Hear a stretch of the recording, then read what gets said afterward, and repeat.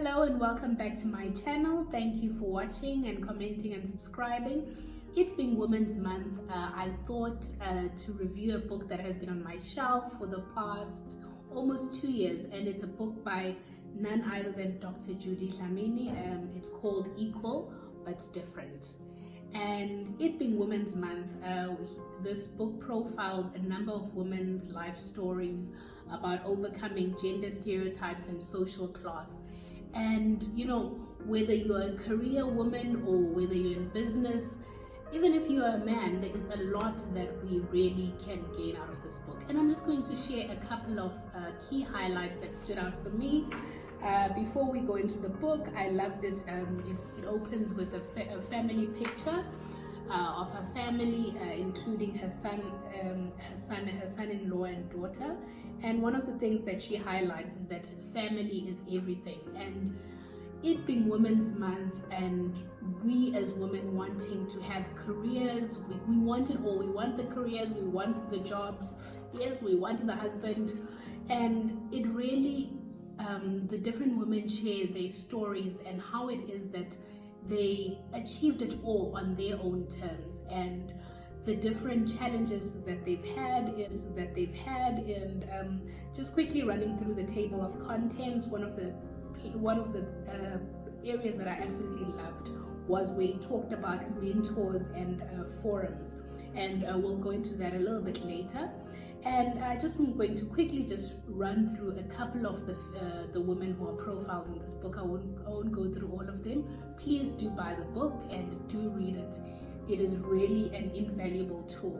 And actually, before I even go into this, one of the things I loved, having read the whole book, I realized I can even use it as a reference guide, in that I can always go back to a particular woman's story or to a particular section, just to actually use it as a mentoring tool even for myself. But so let us get into the book. So firstly, the book, it starts with Dr. Judy Dlamini's very own story. She does share her life story, and it opens with a quote. I'd just like to read it. It says, everywhere whites and non-whites, everywhere were white and non-white signs. It's difficult to understand being a non-entity as a child. And this is what I love. She says, I channeled my anger by creating big dreams for myself and my future through hard work. And this, the message of hard work, is a theme that not only Dr. Judy Dlamini, but a number of women keep, emphasizing, that, beyond race, gender, class, hard work will make a difference. And also another woman that is profiled here, and I'm just going to also just quickly read her quote. Philisiwe Mthethwa, wow. This gave me amazing insight into who this phenomenal woman is, as not only the CEO of the National Empowerment Fund, but also just how she's done this whole thing that we supposedly call balance, managing family, and also just the type of support that she has received. And I also just want to quickly read a quote, and she says, it doesn't matter where you come from. If you have the drive, you can make it. The only asset you need is your brain. And I actually really loved that. She is an incredibly beautiful woman. I'm sure you have seen her. And I just love how she, yes, she speaks about your brain being your asset. And she also shared in the book about her struggles from, being born in KwaZulu-Natal, eMahlabathini, and the opportunities that were afforded to her, and certain challenges and struggles that she's faced, and also the negotiations that she had to make or engage with her husband to get the support that she needed to be the phenomenal woman we know her to be today. And myself, I also come from rural KZN, so for me, that also just really encouraged me in that, it does not matter where you come from. Indeed, if you do maximize this amazing asset called your brain, nothing is impossible. And another woman that is that I would just want to quickly read Her quote is Siza Mzimela, and she says, there will be supportive men and women, embrace them. And not only this woman, but a number of women also spoke about it. You know, quite often we think in order to get to where we want to, we always talk about women empowerment, and that is key, us women supporting other women.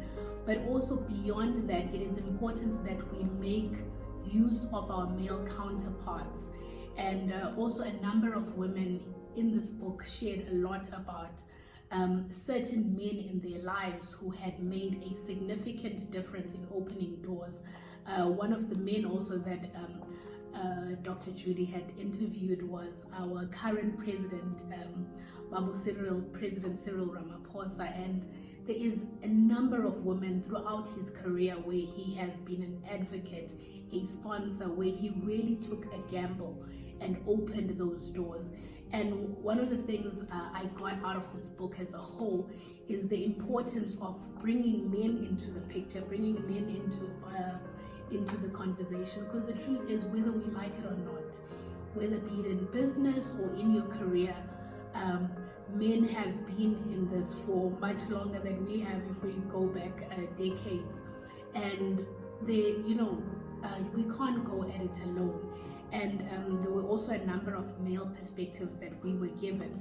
And basically, there's also a section here I loved about advice to aspiring women leaders. So whether in career or in business. And one of the things it talks about is that it is important as a woman to manage your own career. And not only manage your career, but also to work hard. And I absolutely also love this. It goes back to learn how to negotiate. And beyond learning how to negotiate, reference was also made. There's a book called Lean In by Sheryl Sandberg, where it talks about us women having now put in the hard work, where we suffer from what she calls the tiara syndrome, where we think just because we work hard, we can sit in our corner and somebody will come and say, oh, Nokx, you are doing an amazing job. Here, they put a crown on you, here's a tiara, and they elevate you to the next level. But rather, this book also, a number of women echoed the need for women to challenge ourselves, to not only negotiate, to raise our hand, to actually, and I know culturally sometimes and even from a religious perspective, we don't feel the need, or we shy away from highlighting our own accomplishments. And I think for me, one of the takeaways from this book is the need for you to be your own advocate, for us as women, even as men, to really shine the light on what we are doing. If you have put in the hard work, you have excelled, your work is excellent. If you sit in your own little corner somewhere and hope that somebody will come in and give you a tiara to say well done, chances are that is not going to happen. But if you do raise your hand and work out loud and say, this is what I'm doing, guess what? Even I'm now reminded of the words of Miriam Williamson in the poem Our Greatest Fear, that as we let our light shine, we unconsciously give others permission to do so. So let us shine the light on the excellent work we are doing. And even I've challenged myself to promote my channel a little bit more and different social media platforms, because I know what I'm doing, it has had results. And rather than, in order for me to even be able, for you and I to be able to have a greater impact and to scale what we're doing, it is important that we raise our hands, we highlight the work that we are doing. So in a nutshell, I haven't said everything I had planned to say, but in a nutshell, please do get this book, Equal but Different. You don't have to read it in from page 1 to page 177, one after the other. You can even just zoom into specific sections and keep it as a reference guide. And this is how I plan to continue to use it in my life. So please do share and give your comment on your experience if you've read the book.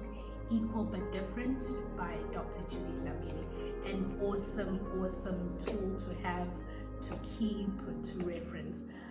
Thank you very much. Please do not forget to like, comment, subscribe. I look forward to seeing you next video.